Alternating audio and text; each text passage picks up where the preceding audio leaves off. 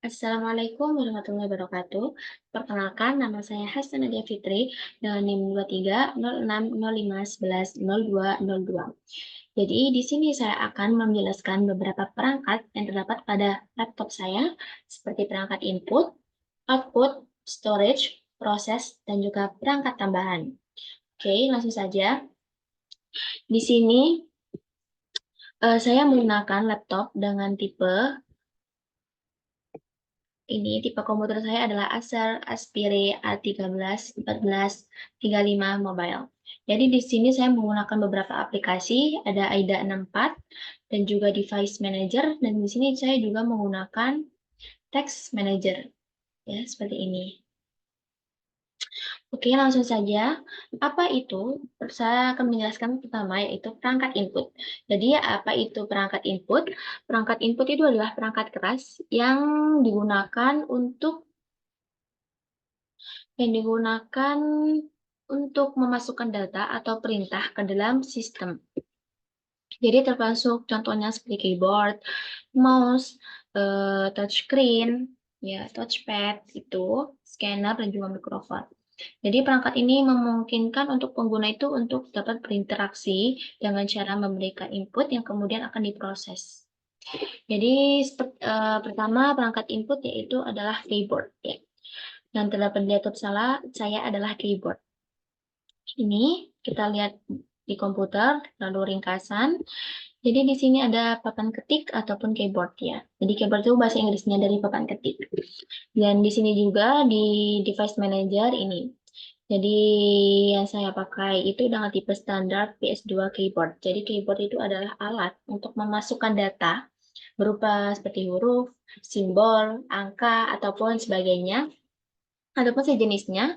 Dan adanya keyboard ini bisa membantu seorang itu untuk mengetik, ya, untuk mengetik teks, dokumen, laporan, dan lainnya ataupun sejenisnya. Eh, Jadi yang ini adalah tipe standar PS2 keyboard. Jadi laptop modern itu biasanya itu menggunakan keyboard internal yang terintegrasi. Tetapi perangkat lunak dan driver itu mengenalinya sebagai PS2.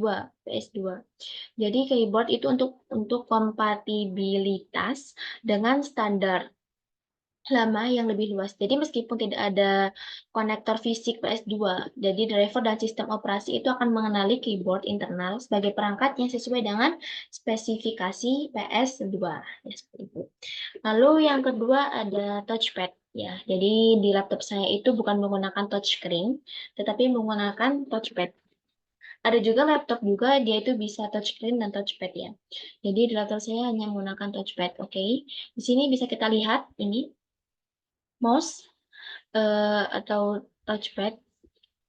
Jadi kalau mouse itu adalah digunakan oleh komputer, biasanya digunakan lebih banyak sih digunakan oleh komputer karena di komputer itu tidak ada touchpad, ya. Jadi dengan tipe Elan 12C filter driver. Jadi di sini bisa juga kita lihat nih, sama ya. Jadi, touchpad itu adalah petunjuk yang menampilkan sensor pada permukaan khusus yang dapat menerjemah gerakan jari-jari kita ke posisi yang diinginkan pada layar monitor. Jadi, perangkat ini ada pada laptop dan notebook yang memiliki cara kerja seperti mouse, sih, hampir sama. Jadi Elan 12C filter driver ini digunakan untuk mendukung fungsi touchpad pada laptop yang menggunakan teknologi 12C. Jadi driver ini bertindak sebagai filter untuk memastikan bahwa touchpad itu dapat berkomunikasi dengan benar dengan sistem operasi dan perangkat lain, ya. Lalu selanjutnya adalah perangkat input selanjutnya adalah webcam. Oke. Webcam bisa kita lihat di sini, ya, VGA webcam. Oke, sini USB video device. Jadi webcam ini adalah kamera real time, ya, sangat real. Yang gambarnya itu bisa diakses, ya. Yang gambarnya itu bisa diakses melalui sebuah program. Jadi itu biasanya webcam ini digunakan untuk Zoom, untuk kita selfie di laptop, lalu untuk Google Meet ya atau sebagainya itu. Jadi USB video device ini juga webcam kita lihat di sini.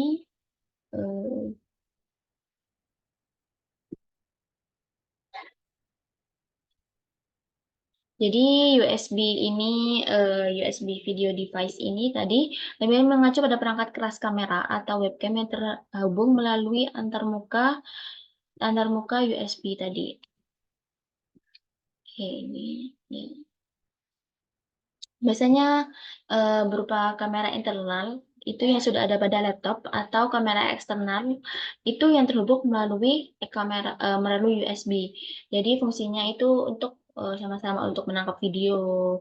Jadi dilengkapi dengan mikrofon untuk digunakan pada aplikasi ya seperti Zoom, Google Meet, Skype dan lain-lainnya. Oke, selanjutnya ke perangkat proses. Jadi perangkat proses itu adalah komponen pada laptop ataupun komputer berupa perangkat keras yang dia itu berfungsi untuk memproses data dan mengelola data yang diberikan oleh perangkat input yang nantinya akan ditampilkan oleh perangkat output. Ya, yang pertama ada prosesor.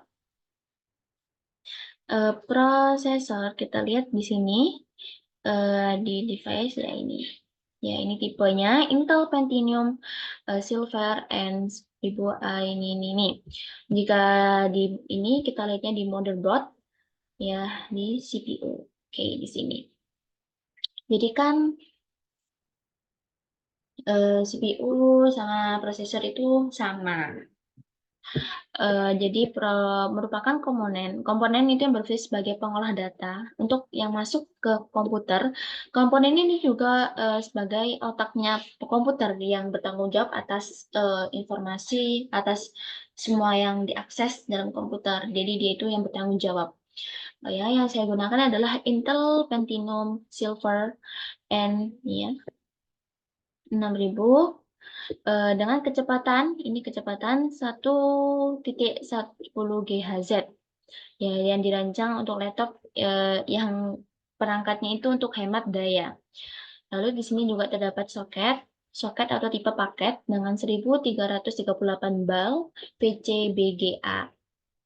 Ya, ini termasuk konektor yang digunakan untuk menyambungkan prosesor ke motherboard dan jumlah core-nya ada 4 fisik, jumlah thread ada 4 thread ya, ini 4 ada 4 thread. Yang pertama ada cache kode L1 ya. Jadi yang nilainya ada 32 KB per core. Jadi ini itu adalah penyimpanan data yang paling sering kita gunakan. Dan ini tuh adalah penyimpanan sebagai cache pertama yang tercepat ya. Lalu yang kedua ada cache L2 dengan nilai 2 kali 1536 KB ya. Jadi ini memberikan fungsinya itu memberikan lebih banyak ruang, menyimpan banyak ruang untuk menyimpan data yang tidak terlalu sering kita akses ya. Jadi yang sering kita akses itu terdapat di ini cache yang pertama ya, yang di L1. Kalau L3 ini dia dengan nilai 4 MB dia lebih besar, tetapi dia itu lebih lambat dibandingkan dengan L1 dan L2 karena dia itu jarang banget diakses ya. Oke, yang selanjutnya adalah GPU, CPU Graphics Processing Unit. Bisa kita lihat di sini di ringkasan, oke. Kita lihat ini ya di adapter video. Juga ada di sini di monitor ini di layar ini GPU ini juga ada di sini juga ya, di sini juga ada dan di ringkasan juga ada. Jadi GPU itu adalah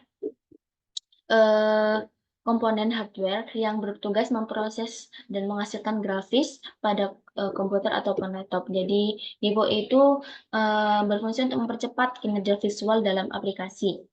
Ya. Yang di sini kita gunakan adalah Intel RHD Graphics Gen Z, ya, Gen Z. Ini termasuk GPU teren GPU yang terintegritas, ya, GPU yang GPU terintegrasi, karena GPU ini sering ditemukan pada laptop dan komputer yang hemat daya, ya. Jadi biasanya digunakan untuk yoga grafis yang ringan, lalu seperti menonton video, browsing internet, dan kita dan lain-lainnya. Tetapi memiliki keterbatasan dalam menjalankan game atau aplikasi grafis yang memiliki yang berat gitu pokoknya. Berat. Jadi ya, ini. Lalu yang ketiga adalah RAM. Ya, RAM itu merupakan memori penyimpanan sementara yang biasanya disebut juga dengan memori kerja. Ya, jadi kalau memori ini penyimpanan sementara atau disebut dengan volatil, berbeda dengan ROM. Kalau ROM itu dia itu penyimpanan data, penyimpanan secara permanen atau disebut dengan non volatil. Jadi apabila komputer tidak mendapatkan daya atau dalam keadaan dimatikan, maka data yang disimpan pada RAM itu akan hilang. Kalau pada ROM, sedangkan ROM, kalau laptop atau komputer itu dimatikan, data yang ada itu tidak akan hilang, jadi akan tetap di situ. Jadi untuk itunya kita lihat di text manager, ya, dapat di performance, di memori. Oke, di sini ada semua. Jadi total kapasitas RAM yang saya punya adalah 4,0 GB. Ya. Dan ini ada memory in use compressed. Ini ada RAM yang sedang saya gunakan. Ya, ini ganti-ganti, guys. Ganti-ganti ada yang tadi ada 3,3 GB, tapi di sini sekarang ada 3,2 GB. Kan tadi totalnya 4,0 GB yang sudah saya gunakan adalah 3,3 GB. Ya, ini berarti ada banyak proses atau aplikasi yang berjalan yang memerlukan RAM. Lalu ada available, ini adalah RAM yang tersedia. Ini yang tersedia yang bisa saya gunakan adalah sekitar 512 MB. Ini semakin menurun, ya. Lalu form faktor bentuk RAM ini.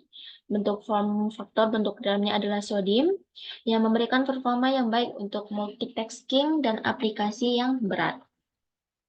Oke, lalu selanjutnya adalah perangkat output. Adalah komponen yang berfungsi untuk mengambil data yang telah diproses oleh komputer dalam bentuk bahasa komputer ataupun laptop, yang mereka itu mengambilnya, diprosesnya dalam bentuk bahasa biner, dan mengubahnya menjadi tindakan atau bentuk yang dapat dipahami oleh pengguna. Jadi perangkat output ini bisa menghasilkan bentuk seperti suara, gambar, dan lain-lainnya. Yang pertama adalah monitor. Oke, monitor kita bisa lihat di sini. Ini bisa monitor, ini juga. Monitor itu adalah perangkat output untuk menghasilkan atau menampilkan gambar dari komputer ataupun laptop.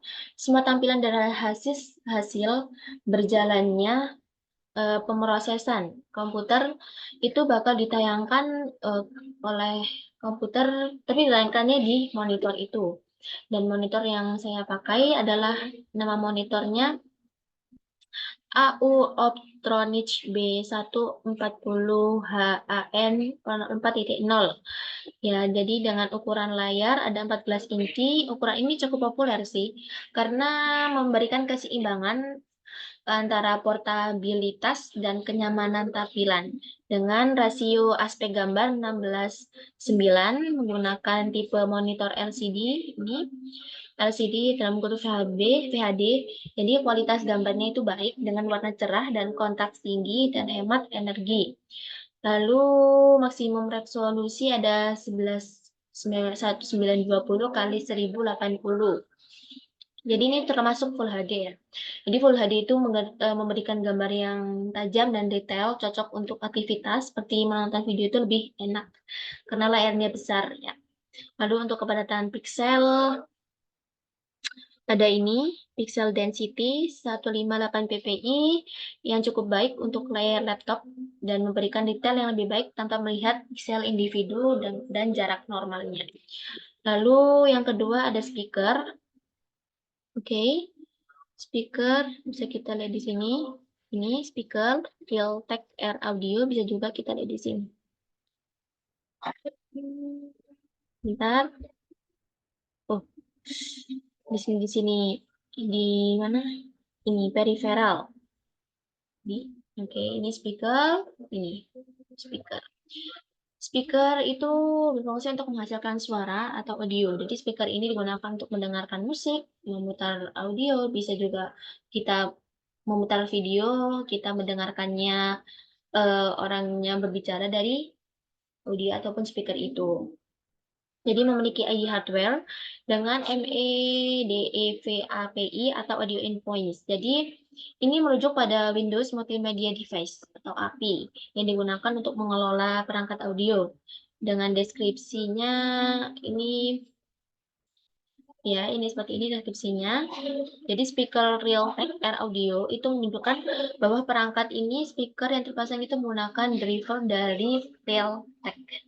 Ya, driver ini memungkinkan komputer untuk berinteraksi dengan speaker dan dapat mengontrol pengaturan suara. Dan versi drivernya ini adalah termasuk nomor versi yang terinstal di laptop kita. Ya, seperti ini. Lalu next kita ke perangkat storage. Jadi perangkat storage itu adalah perangkat komponennya bertugas untuk menyimpan data dalam jangka panjang, permanen ataupun sementara, sehingga bisa diakses kembali di kemudian hari. Perangkat storage itu memiliki peran penting seperti menyimpan informasi yang diperlukan oleh kita, komputer ataupun laptop yang berfungsi dapat mengakses data dengan cepat yang dibutuhkan. Oke, bisa kita lihat di penyimpanan ini. Ya, penyimpanan di drive fisik seperti ini. Ini ya, jadi inilah ini yang panjang itu ya. Jadi jenis storage yang kita pakai itu WDC PCSN6530. Ini SD bla bla bla ini panjang sekali. Ini adalah termasuk storage dengan tipe SSD karena dia dari Western Digital dan WDC-nya itu merupakan salah satu tipe penyimpanan modern dengan performa yang sangat tinggi. Jadi dia kan termasuk SSD. Jadi dia menggunakan form faktor M2 yaitu tipe slot yang kecil yang langsung dipasang di motherboard yang memiliki performa yang lebih tinggi. Dengan total kapasitas ada 238 GB. Jadi kapasitas nominalnya itu ada 256 GB. Jadi yang sudah berdasarkan gambar terbaca ada 238 GB ini telah dibagi menjadi beberapa partisi. Oke, untuk kecepatan baca dan tulis itu biasanya SSD itu terpasang ini umumnya memiliki kecepatan baca itu sekitar 2400 sampai 3400 MB. Dan kecepatan tulis itu sekitar 1400 sampai 2300 MB juga. Ya, segitu.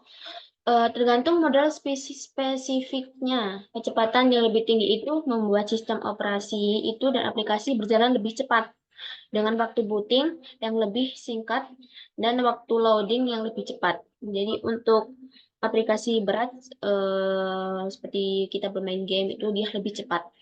Ya.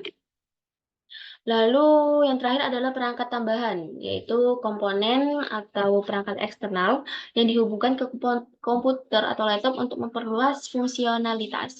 Jadi biasanya perangkat tambahan ini tidak secara langsung diperlukan oleh komputer atau laptop beroperasi, tetapi menambah fitur, menambah kegunaan tambahan yang berguna bagi pengguna. Jadi yang pertama bisa kita lihat ya, seperti USB seperti itu. Kita lihat di peripheral. Ini mana ya? Ini di inilah peripheral USB. Jadi di sini kita menggunakan USB 3.1 Roadhook. Jadi di sini terdapat banyak port, ada 14 port, dan sekarang yang dipakai adalah port 4 dan port 8. Yang port 4 untuk VGA webcam, yang port 8 untuk wireless Bluetooth ya. Bisa kita lihat di sini juga. Ini ya, ini. Jadi USB 3, ini controller USB 3 dengan Intel Jasper Point PCH ini adalah menghubungkan perangkat USB 3.1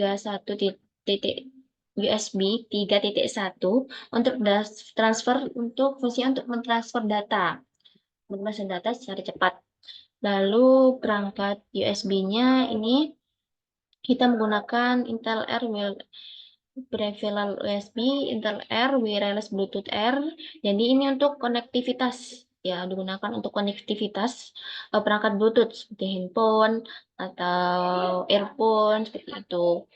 Lalu ada juga ini USB Composite Device. Ini biasanya menunjukkan bahwa ada beberapa perangkat USB yang terhubung, tetapi rinciannya di sini tidak diberikan ya, spesifiknya tidak diberikan. Lalu ini digunakan juga untuk VGA webcam. Jadi kan ada 12 port. Jadi yang digunakan itu ini. VGA webcam, ini kamera web untuk video call, biasanya itu Zoom, Google Meet. Ya. Lalu ada juga ini baterai dan pengisian daya ini termasuk perangkat tambahan. Ya, yang digunakan adalah Microsoft AC adapter. Ini adalah pengisi daya untuk laptop. Lalu untuk Microsoft HP Compliant Control method baterai, ini mengelola status dan daya dari baterai laptop. Oke, cukup sekian untuk penjelasan beberapa perangkat pada pada laptop saya. Maaf bila banyak salah kata ataupun penjelasan yang kurang. Sekian dari saya. Wassalamualaikum warahmatullahi wabarakatuh.